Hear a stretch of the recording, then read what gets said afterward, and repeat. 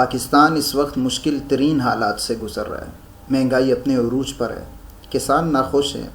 نوجوان بیزار ہیں، سیاسی پارٹیاں اور مذہبی طبقات انتہائی خفا ہیں،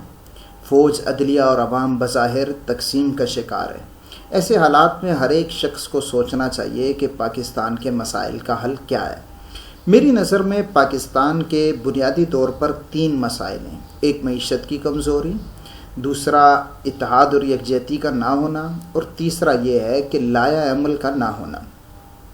تینوں کا حل کیا ہو سکتا ہے تو میری اس پر ایک رائے ہے اور میری ذاتی رائے ہے۔ معیشت کی کمزوری کو ہم کیسے دور کر سکتے ہیں تو دیکھیں، یہ لوگوں کو پہاڑ لگتا ہے، لیکن میرا خیال ہے کہ اس کا حل بہت آسان ہے۔ مثال کے طور پر پاکستان پر جتنے بھی قرضے ہیں، پاکستان کو چاہیے کہ پاکستان اس سے نجات حاصل کرے، کیونکہ جب تک وہ قرضوں سے نجات حاصل نہیں کرے گا تو وہ اپنی مرضی کے فیصلے نہیں کر پائے گا۔ پاکستان کے اوپر جو ٹوٹل قرضہ ہے وہ تقریباً $131 بلین کا ہے، اور اگر پاکستان اس سارے قرضے کو اتارنا چاہے تو صرف ایک جو پاکستان کا ریکارڈ ایک ہے، اگر اس کو پاکستان فروخت کر دے تو میرے خیال سے اس کے تمام قرضے اتر جائیں گے، کیونکہ وہ $800 بلین کا ہے، یعنی $130 بلین قرض ہے اور $800 بلین کا ریکارڈ ایک ہے۔ ریکارڈ ایک ہم چائنا کو بیچ دیں، کسی بھی دوسرے ملک کو بیچ دیں اور کہیں کہ ہم آپ کو 50 سال کے لیے مائننگ کرنے کی اجازت دیتے ہیں اور ہم آپ سے اس پر کوئی ٹیکس نہیں لیں گے، اور اس میں ٹنوں کے حساب سے سونا ہے، تو ریکارڈ ایک بیچ دیا جائے تو ہمارا سارا قرضہ اتر جائے گا، اور باقی جو بھی پیسہ ہمارے پاس بچے قرض اتارنے کے بعد ہم اس کو انڈسٹری میں لگائیں تو اس طرح ہماری بے روزگاری ختم ہو جائے گی۔ اور دوسرا ہم یہ کام کریں کہ جو بھی چیزیں تیار ہوں انہیں باہر کی مارکیٹ میں بھیجیں تاکہ ریٹ اچھا لگے، اور کوئی بھی چیز ہم بالکل خام مال کے طور پر نہ بھیجیں بلکہ اس میں ویلیو ایڈ کر کے بھیجیں۔ مثال کے طور پر ہم مکئی نہ بیچیں بلکہ مکئی کے پاپ کارن بنا کر اس پر گڑ شکر لگا کر یا کوئی بھی ایسا فلیور لگا کر بیچیں عمدہ پیکنگ کے اندر کہ جس سے لگے کہ یہ کوئی بہت بڑا برانڈ ہے۔ اسی طریقے سے ٹماٹر بیچنے کے بجائے ہمیں چاہیے کہ کیچپ وغیرہ یا اس طرح کی چیزیں بنا کر بیچیں۔ پھر ہمیں چاہیے کہ ہم ہنرمند افراد تیار کریں، اور وہ کیسے کر سکتے ہیں؟ پیمرا صرف ایک پابندی لگا دے کہ جتنے بھی ٹی وی چینلز ہیں ان کا لائسنس اسی صورت میں منظور ہوگا جب وہ اس چیز کی پابندی کریں گے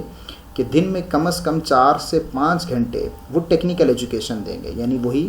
وہاں سے پلمبر تیار ہوں گے، وہاں سے الیکٹریشین تیار ہوں گے، وہاں سے آئی ٹی کے ماہرین تیار ہوں گے، اسی طریقے سے وہاں سے بڑے بڑے ڈیولپر تیار ہوں گے، کیونکہ دن میں 4 سے 5 گھنٹے ہر چینل ٹی وی چینل وہ پابند ہوگا کہ وہ ٹیکنیکل تعلیم دے گا 4 سے 5 گھنٹے، ورنہ اس کا لائسنس ہی منظور نہیں کیا گیا۔ تو بہت سارے ہمارے پاس ٹیکنیکل افراد بھی تیار ہو جائیں گے، وہ پاکستان میں رہ کر جاب کریں یا باہر کریں۔ اسی طریقے سے اور بہت ساری چیزیں کی جا سکتی ہیں۔ مثال کے طور پر جتنی فری لانسنگ کی ویب سائٹ ہیں اس ٹائپ کی ہم اپنے پاکستان کے لیے بھی بنا سکتے ہیں کہ پاکستان میں بنائیں اور فری لانس کے لیے دوسرے بندے وہ